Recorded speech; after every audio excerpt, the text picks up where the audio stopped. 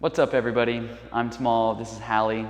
We're going to do another session of yoga for absolute beginners. So we're going to start in child's pose, also called balasana. You'll come onto your hands and knees, tops of your feet flat on the mat. You can sit on your heels, but if you have sensitive knees, you may want to take a bolster and place it right between your hamstrings and calves. You can come on up again.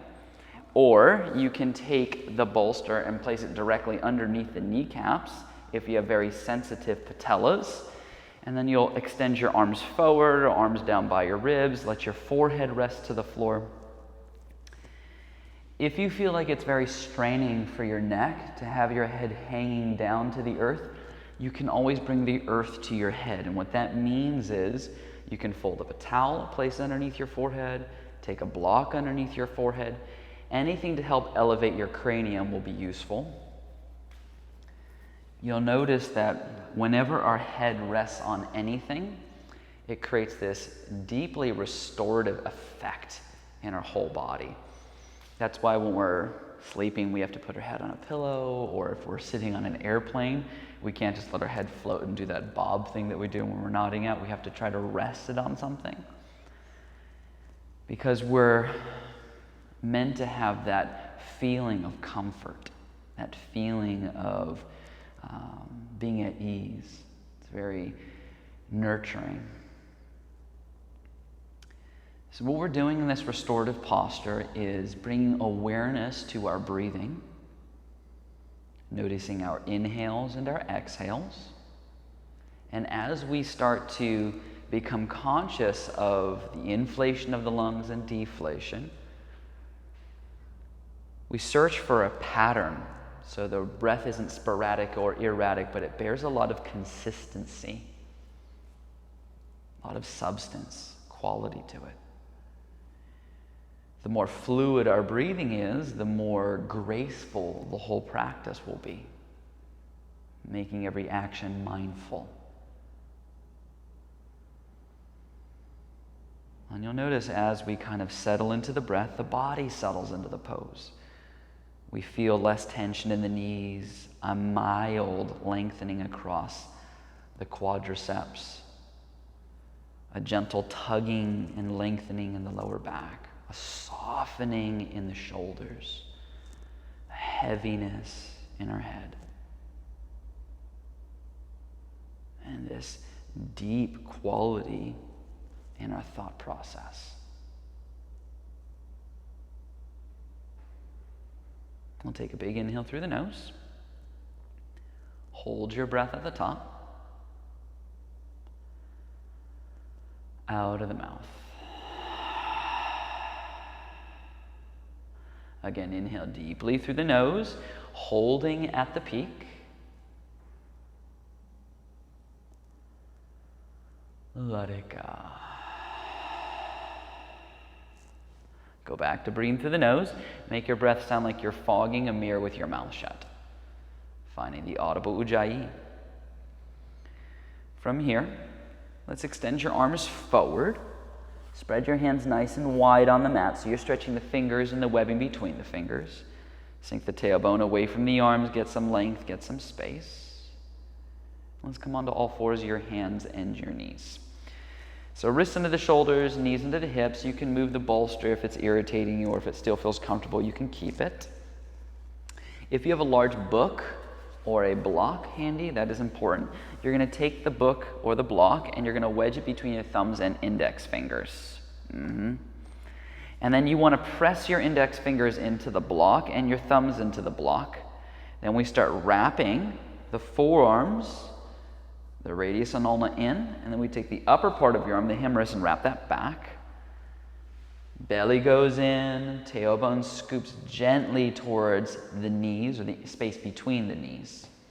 Now, while you're holding this, we're going to add a little fire to our practice. You're going to tuck your toes. Let's lift your knees just an inch off the floor.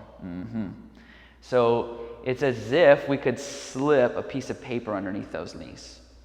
Think about scooping your tailbone towards the earth even more. So now we're exaggerating the posterior tilt, trying to find like a cat shape in that low back. This is going to lift the low belly. You may shake a little bit. If this is too much, you can always keep your knees on the floor, but you want to still maintain that cat shape in the low spine. Drop the knees, pause. Start with inhaling, lifting the head, the chest, dipping the belly, then the tail. Then scoop the tail, pull in the belly, round the upper back, then tuck the chin. On your own, cat-cows. So what we're doing is we're firing up the core muscles, which helps support the spine. It's like we have these muscles in our back, the paraspinals, erector spinae, multifidus, that run up and down. Then we've got the transverse abdominis on the front side. So we want to strengthen both sides of the body to stabilize us. It helps us alleviate any back discomfort, makes us very strong. So we're going to do some core work, but we're also going to do these things like cat-cows, which create movement in the spine, elasticity in the vertebrae. And we'll come to a flat neutral back. Once again, you'll tuck your toes. We'll lift the knees an inch. Oh, it's supposed to be challenging. You're supposed to shake a little bit. Exaggerate the tail, scooping under. Perfect. Breathe, breathe, breathe.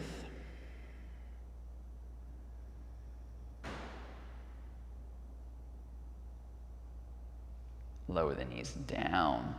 Okay, so now I want you to walk your knees back about 6 inches. So a little bit.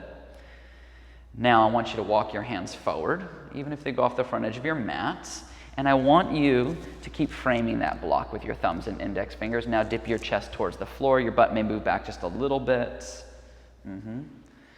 While you're here, start wrapping the triceps down. Let the forearms lift a little more.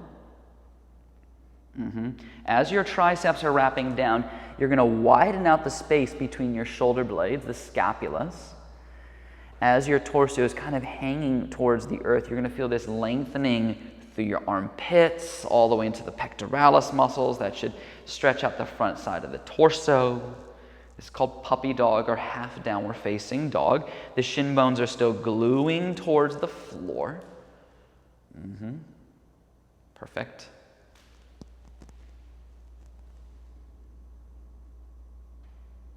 Let's come back to all fours, readjust. You can ditch the block. Let's tuck your toes, lift your knees, find traditional downward facing dog. So, if you want to pedal out your legs a little bit, shift your weight side to side, you can do any fidgeting that you like. You just want to end up with your legs being hips width apart, so fairly close. That's about 6, maybe 8 inches, depending on your length of torso and legs, your height. The heels disappear behind the toes. Then when you glance at the arms, make sure they're shoulder width apart.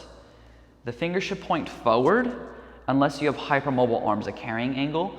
You want to turn your fingers a little outward in that case. The thumb, the index, the pinkies are grounding down. The forearms are lifting. The upper outer arms are wrapping down and around. The belly is vacuuming in. The hips and the thigh bones are pressing back. Let's drift to plank. So I told you we're going to do some more core work today. If you want to modify, you can always put your knees to the floor. Hallie, can you drop your knees to the ground? So that you're in a modified version of plank, that's the other option. Otherwise, if you're with me, the knees are lifted. Shoulders stack over the wrists. The forearms are rotating in a little. The upper outer arms are wrapping back a little, just like we did when we were on our hands and knees earlier. The front ribs are going in, the tailbone is scooping towards your inner thighs, so the frontal hip points are moving up towards your chest. But then notice if you're rounding in your upper back. See if you can draw your heart forward.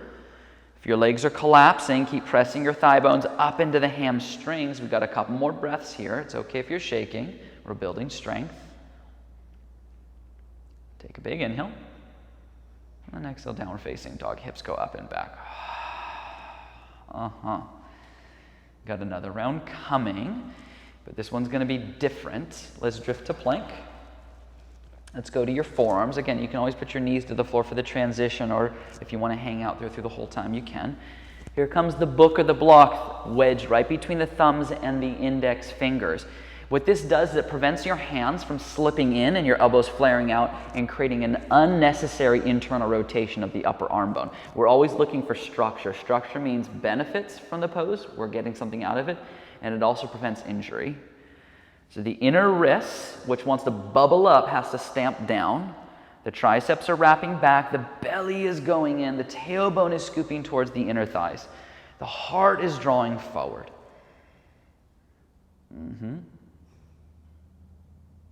Lower your hips, belly, everything to the floor. Keep your elbows directly underneath your shoulders. Untuck the toes. So we're in what we call Sphinx pose, or a very mild back bend, which also stretches the front side. It creates that spinal elasticity that we talked about earlier. What I want you to think about is letting your heels move away from each other just a little bit so that your inner thighs have space to work up. Inner thighs roll up. That's going to broaden out the sacrum. That upside down triangle, very, very bottom of your spine, helps it breathe and not compress. The low back gets to lengthen, and then your upper spine starts to draw forward, clearing out any of that traffic jam that gets built up between the upper spine and mid-spine. And then release, lower your chest and chin down. Slide your hands back. And let's go to all fours, your hands and knees. So hands right by your ribs. Come up onto all fours. Cross one ankle over the other. Sit behind your feet. Swoop your legs through to the front. Scoot a bit forward. Bend your knees and set your feet on the floor. Reach your arms out in front of you. So if you have a book or a block, you're going to wedge it between your hands, the widest side. When we say a book, we mean like a big dictionary, which makes it even harder for you guys at home. You press your palms into the block, so you're stimulating your pectoralis muscles. It's like when you see people at the gym doing flies. It's like the end of doing the fly exercise. So you should feel a pectoralis engagement. Shoulder blades glide down so they're not hiking up. Weight goes into the sit bones. Now, I want you to lift your toes up so you're balancing on your heels for a moment. Heels on the ground. Yep. Oh. It's very subtle because what you have to do is draw your front ribs and abdomen in so you don't just flop behind you. You don't just topple over. Keep breathing. It's like a deceivingly hard thing. Now reach your arms up. Keep framing the block.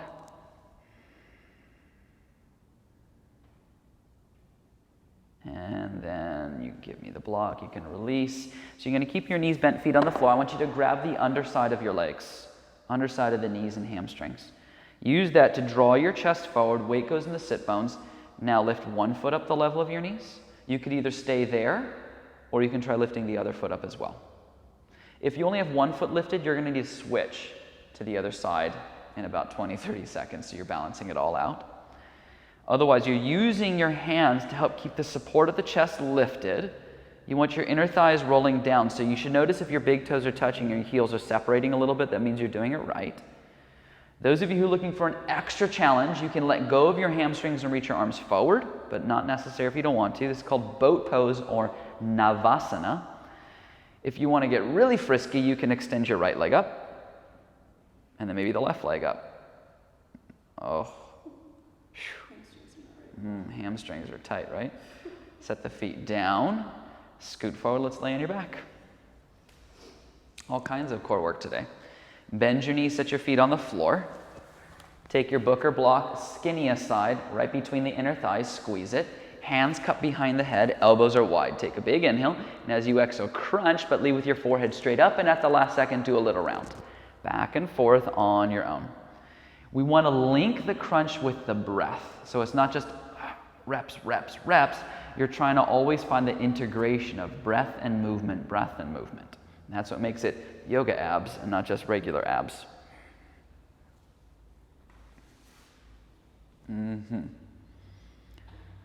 For some reason, whenever Hallie's my student, we always end up doing core work.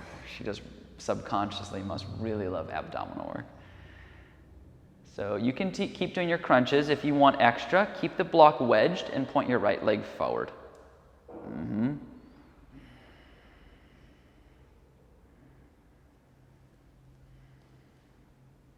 If you have your right leg lifted, switch sides. Right foot down, left leg goes forward.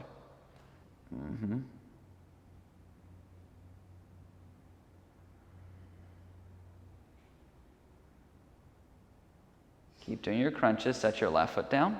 Lift both feet up, just the level of the knees. Keep going. This one will get you. Hold a crunch. Hold there for 5, 4, 3, 2, 1, release, set your feet on the floor, plant your palms in the ground by your sides, lift the hips, bridge pose.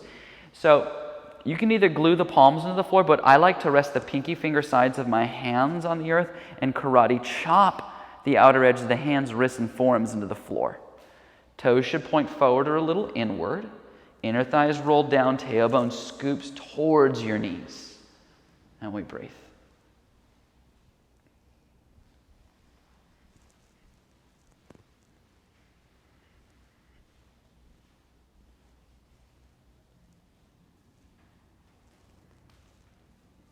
Take a big inhale, and then exhale, come on down. Let's hug the knees to the chest. So keep your knees into your chest, take your arms out to the sides like cactus arms. Look to the right, drop both knees to the left. Now the way you really feel this is you want to pull your right shin bone in line with the left shin bone, and then you'll find that lengthening in the low back.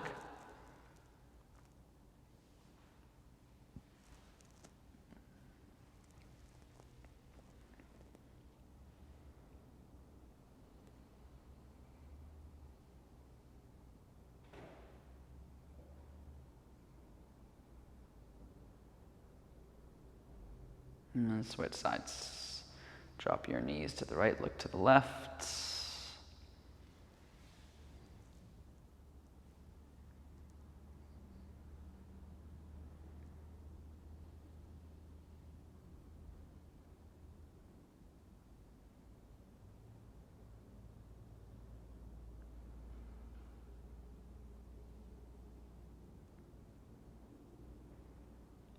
Bring your knees back up into your chest. Hug them in with the arms. Place your forehead onto your knees. Take a very big inhale. Hold your breath.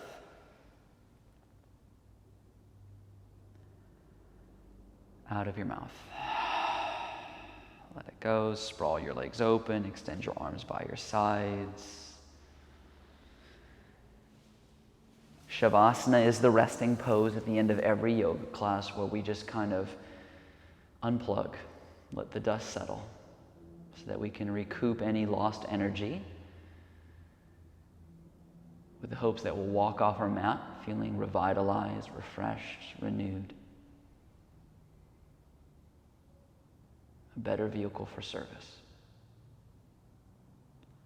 You can lay here as long as you like.